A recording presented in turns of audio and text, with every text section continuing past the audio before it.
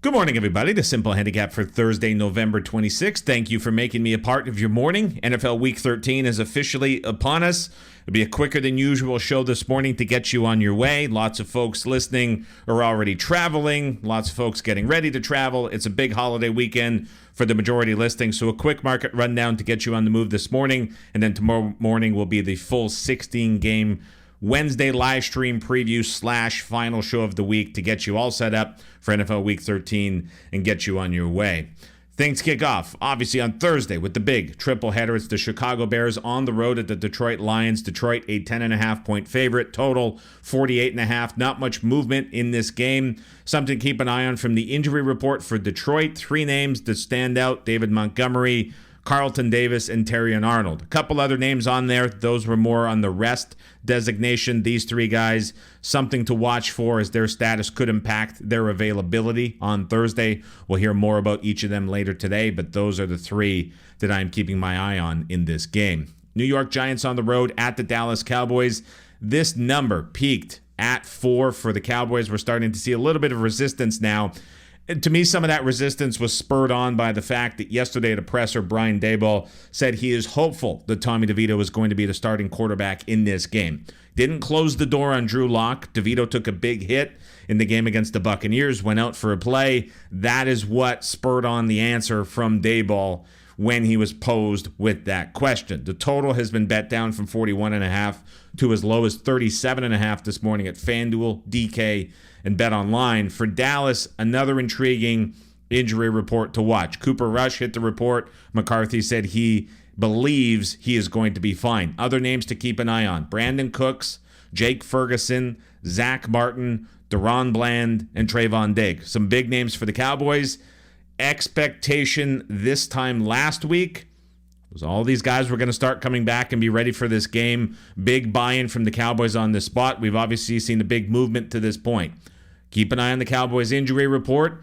Keep an eye on anything that comes from Giants practice and what is said about the QB situation. I will say this: very unlikely to touch this game at the moment. Tomorrow in the live stream preview, I'll break down props for all 3 games. It was something that was requested in the YouTube comments. But if this turns out to be a Drew Lock game for the Giants, I would certainly be intrigued. Not going to touch him with DeVito. Want no part of Dallas at the inflated number. Was hoping it was going to be a great spot for Dallas on the other side of 3. Doesn't look like that's ever going to come to fruition again. Thursday night football, Miami on the road at the Green Bay Packers. Packers, an expensive 3-point favorite across the board with Chris at 3.5 -05.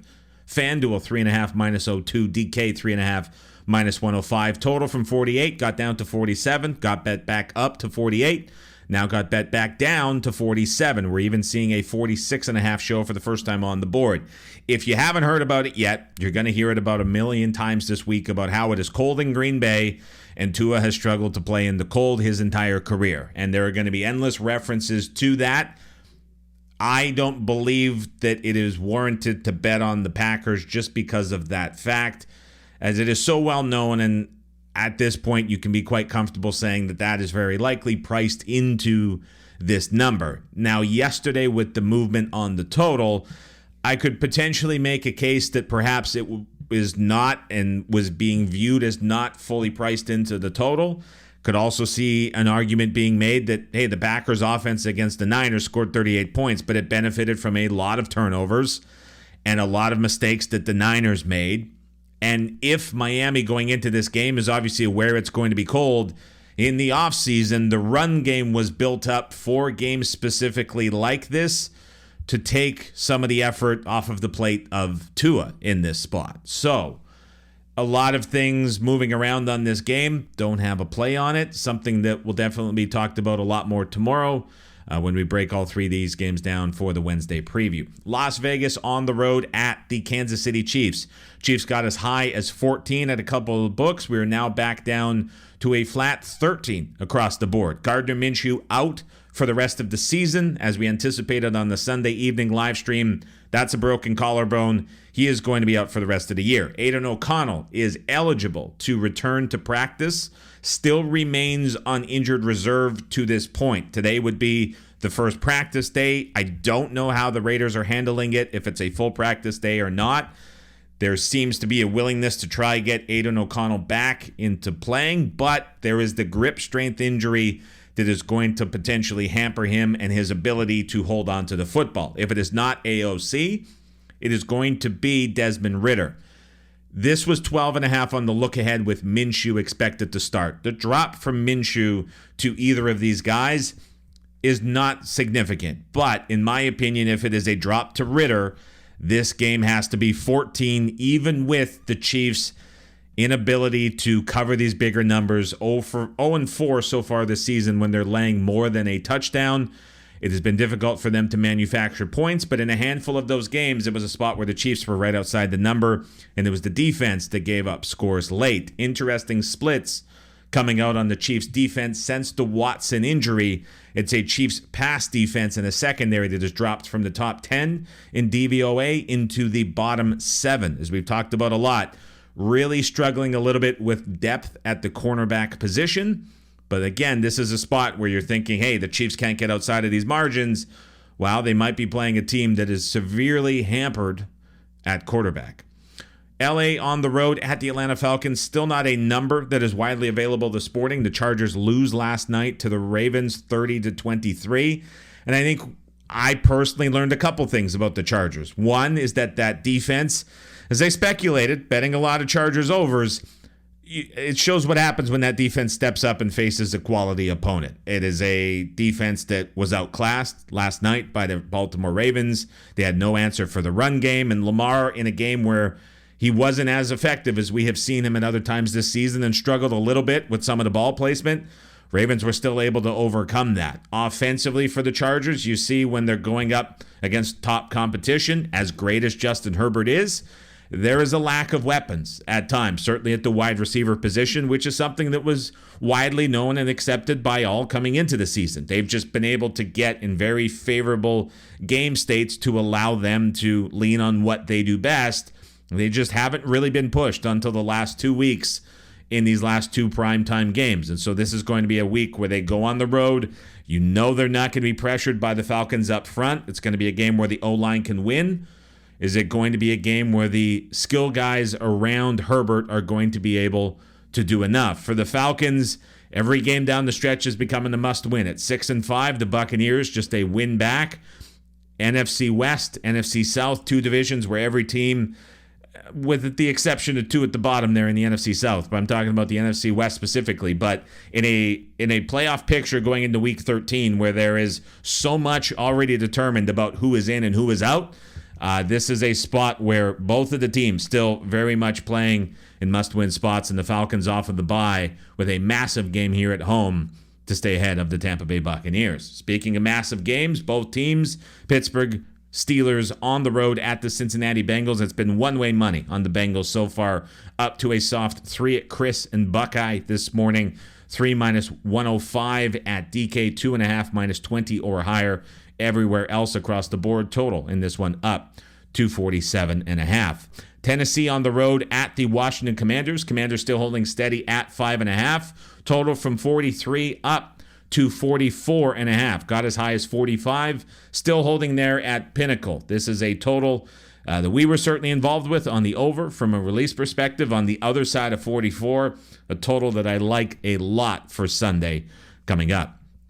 Indianapolis on the road at the New England Patriots. Colts from 2 out to -3 at Chris, seeing 3 at Buckeye as well, 2.5 everywhere else across the screen. Total from 41 up to 42. Some Pats news is Peppers is reinstated from the commissioner's exempt list. He was a defensive captain, and yesterday, throughout the timelines and the feeds, there was conflicting info about Kyle Duggar and his performance on the field. An aggregate account made it seem like he was cut-worthy and checked out and not trying.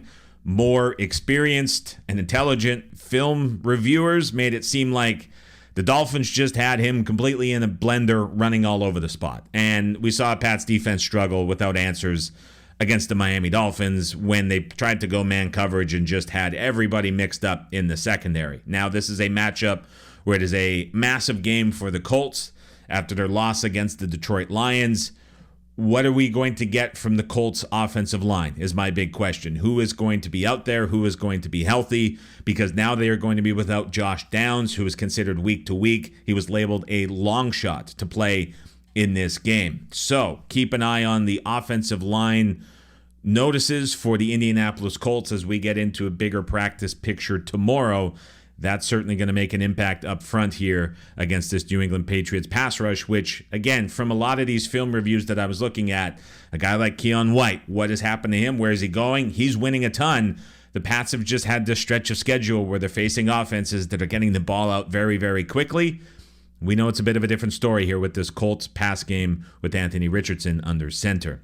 Houston on the road at the Jacksonville Jags. Texans still 5-point favorites. Trevor Lawrence is tracking towards playing in this game. He practiced on Monday as the Jags are coming back out of the bye. Doug Peterson said he made changes during the bye week, but in typical Doug Peterson fashion, he will not talk about what those changes were. So we're all left holding our breath, trying to think, what in the world can the Jags do differently? They have Trevor Lawrence back, and he was always labeled to be potentially returning in this game. As that news is coming out, this number is obviously sliding down. I do think if he is confirmed in, this will come off of the 5, as we're at the same price point nearly that this closed with both QBs healthy in the first game that was played in Houston earlier this season. Arizona on the road at the Minnesota Vikings, 4 -105 at Chris. Looking at circa 3.5, Buckeye 3.5. A few other places touched 4 momentarily. Heritage is still there as well, but 4 seemed to be the point of resistance in this game. Total from 48 down all the way to 45. Seattle on the road at the New York Jets. Seahawks out to 2.5-point favorites. Total from 43.5 down to as low as 41.5. Yesterday, Jeff Ulbrich, coach of the New York Jets, came out and said he has no plans to shut down Aaron Rodgers. He said that Aaron Rodgers tells him that he is healthy, but it is going to be determined on his health. So there was a little bit of a hedge by Ulbrich in the presser and the commentary around Rodgers. I don't think anybody has a clear idea of what's going on behind the scenes for the Jets. This out to 2.5 could potentially move a little bit higher, but I think that news puts the brakes on this one getting to 3 and potentially higher here for as big of a game as this is for the Seahawks. I think that's making this kind of taper off a little bit. If that was something that came out later in the week, Thursday, Friday, perhaps this had a chance to get to 3. I would be a little bit surprised at this point if it does get to that point. Tampa Bay on the road at the Carolina Panthers. 6 still the number across the board for the Bucs. 46 is the total, shaded slightly towards the under. LA Rams on the road at the New Orleans Saints.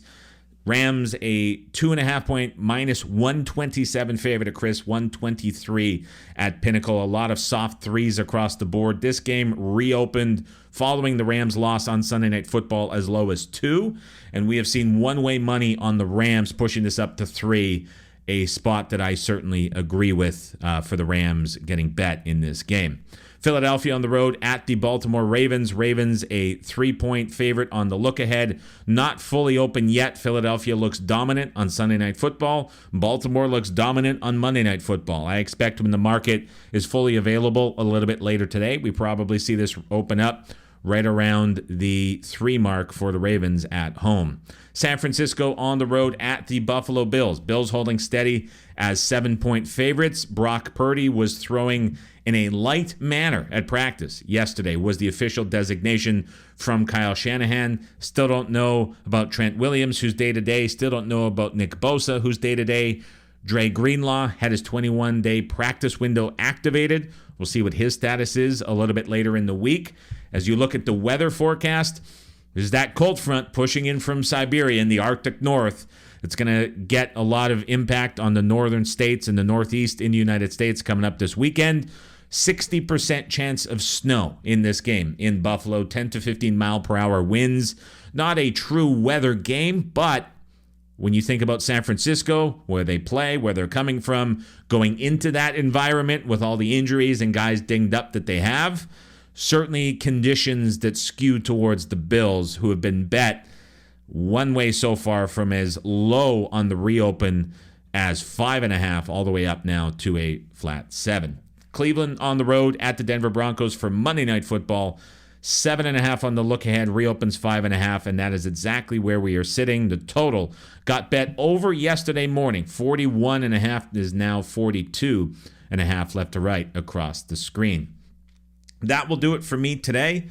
Very curious about this Chargers. Honestly, I'm curious about both of these games that we're going to have open up a little bit later this morning. Eagles, Ravens, Chargers, Falcons. As I mentioned, really quite intrigued by that Titans Commanders total.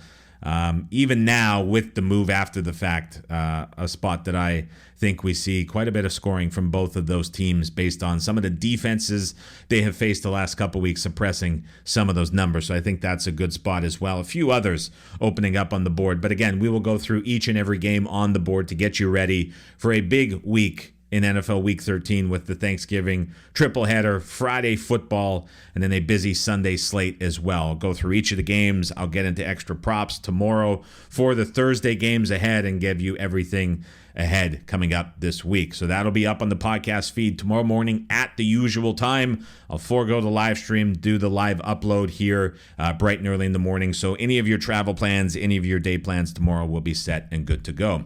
Appreciate everybody for stopping by this morning. Have a fantastic Tuesday. We'll chat to you at the same time tomorrow morning.